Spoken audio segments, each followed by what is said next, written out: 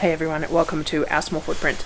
Today is Wednesday and I'm heading off in a couple of hours to start the 6-weekly grocery run.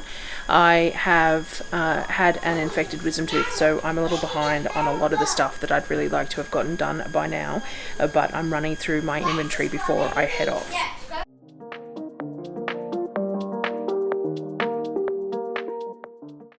I always start out with trying to inventory what I've got left first before I head off, and I have a couple of different spreadsheets and things that I use to see what's going. So I am starting with that in my pantry first, and then the freezers, and checking out what's left in my storage boxes and things like that before I go, assessing the level of my flour and all that kind of stuff. I have a few different lists that I go on. So I have my happy planner here that I use to note down any recipes and stuff that I want to start throughout the month, and some extra bits and pieces that I list here as I think of them. I have my master lists, which I showed you last time, which I haven't prettied up yet, but these are the main master lists, and I always leave gaps so that I can add to them and create more items that need to be master listed as I go along, or remove some if we decide that some aren't needed. And then I have sort of a ongoing list where I keep on adapting what we always have and what we always need. I do have a honest to goodness order that has been placed, and it's almost $1,000 worth of bulk dry goods and stuff. So some of my groceries this month will be limited because I've put that order in. Now that order is obviously going to be for a lot longer than the 6-week period, and it has come out of multiple months worth of budgets. So what I'm going to do first is I'm going to go through these basic inventories and check off what I do have and how much I've got of everything on the shelf. Alright, so I've gone through my lists here. You have to excuse the noise in the background, the kids are cleaning, and worked out what I do have and what I don't. Actually, I haven't checked the coffee beans, so give me a sec. Alright, we got 5 bags of coffee beans in the container, so only if there's something really cheap will I grab any more of that. I checked the kids' rice crackers and rice cakes and stuff as well to see how many we had left of those, and I need bicarb, which I had marked on this list but hadn't put on these ones. So I think that's most of what I needed to check there. So now I just need to open this freezer, which is what I'm resting on here, covered in kids' drawings as everything is in here. So I'm going to open up the chest freezer and see what I've got in there, though I've been purposely trying to use as much as possible out of it as I can over the last few days. So let me put this aside.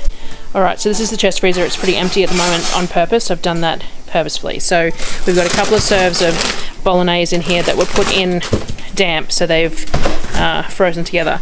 Then mostly what we've got in here is frozen fruit. Because we're not doing smoothies as much at the moment because it's warm, I've got some blueberries and some strawberries here that I bought last month, and another bag of blueberries here, and then we have some bags of frozen bananas that we put away, and these are bags of mango that we also bought cheap and processed and stuck in the freezer, so they will get used far more in summer than in winter. For the moment they're just sitting in here. Otherwise I have, this is some carcasses from those chicken thighs that we got cheap, so I still have a couple of bags of those to make into stock. There's some in the other freezer as well, which we'll have a look at. And then under here we have, there's some frozen zucchini which I will use shortly, some more bananas, and I have some of my nuts in here as well. There's a bag that's just roasted tomatoes that I didn't have time to put in a jar when I did it, and these are nectarines that I processed, and that's pumpkin. So it's mostly just frozen fruit and veg that we use this predominantly for, because we try and put everything else in the in jars and stuff. So underneath this container is one more container that looks like this, and it has a couple of bags of mince in it, but it's only got 2 or 3 bags because I've been working through it because we've got that half a cow coming on the 27th, quarter of a cow, sorry, so I'm going to need room in my freezer. So I've been using any old mince that was in here so that I've got room for that. So this is pretty empty at the moment, and I know pretty much exactly what's in here. Now obviously my preserving shelves are looking quite good at the moment. They're not very well organised because I've run out of room until we get this new pantry set up. But I have heaps of apples. We've still got some pickled coleslaw there. There's a couple of pumpkin soups there as well. We've got only like 2 or 3 jars of chicken and 2 or 3 jars of pork, so they're pretty low at the moment. That's my last jar of potatoes, and then we've got some stocks, I think it's smoked chicken soup, loaded potato, beef stew, and more. I think that's sausage and potato. These are all my jars of orange, and then I've got all these of roasted tomato that I'm using as I cook. There's some more. That's just a spare apple plus there, but there is more. That's all roasted tomato. This is all the pineapple that I canned.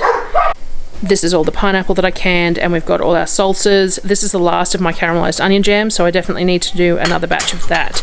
This is some of the apple butter and the pear slices, and then we've got a range of sauces and jams down here. So like there's the pear ginger. Most of these aren't labelled because they're just pureed fruit, so they'll just be strawberries or blueberries or mixed fruit, and the kids just use them for their yogurts mostly. There is some green tomato marmalade and some tomato jam and some mango sauce as well. Then we have the rest of the apple butter, and then that's the plums. And then on the bottom we have the apple syrups. This is the appleberry cordial, pineapple cordial, and that's the strawberry lemonade. You'll have to excuse all the spider webs we are exposed here, which is why we're looking forward to the pantry. So we've got plenty of stuff on the shelves there, and then I already inventoried most of this canned goods that we like to have 2 layers of them if we can, and we rotate it. We've only got 1 ghee left, things like that. And this is the other tiny little section of pre-bought stuff. So some of the stuff is really old, and we're just working our way through it. We bought it ages ago. The main stuff that we always restock is oyster sauce, sweet soy, Worcestershire, though I am going to try and make some Worcestershire. This was just a jar from the hamper, and that was from the hamper as well, so that's neither here nor there. I always have pesto on the shelf as well. Looks like I've got another maple syrup there too, and I have a spare yeast, like instant yeast, just in case, and a few different vinegars normally here as well. Lighting's not great, and again we've got canned. These are from months ago from hampers, we just don't use them. Some of that cauliflower mac and cheese from hampers that we don't use, but I'm going to take it to a friend this time. And there's a whole bunch of the condensed milk that we haven't used yet that I will, but it's not something I think of, so I don't reach for it.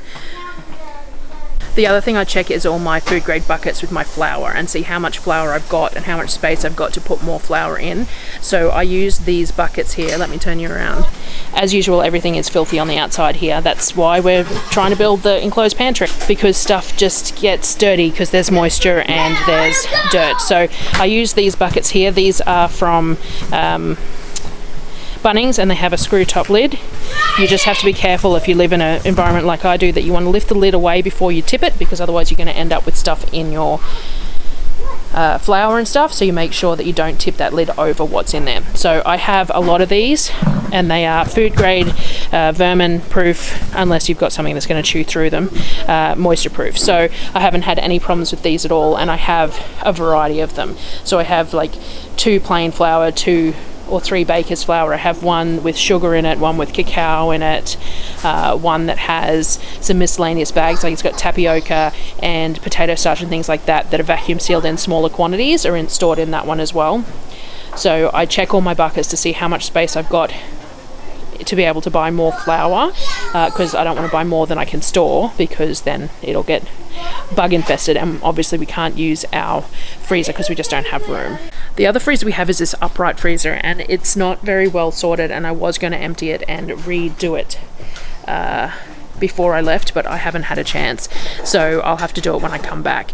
But it's where I store all the stuff that we constantly use. So like my Ziploc bags that I reuse all go in this top shelf here for me to use. I've still got jalapenos and stuff from the garden that I froze because I didn't have enough, and I need to make cowboy candy with those because That's why I kept them, and we've almost out of the brine and stuff.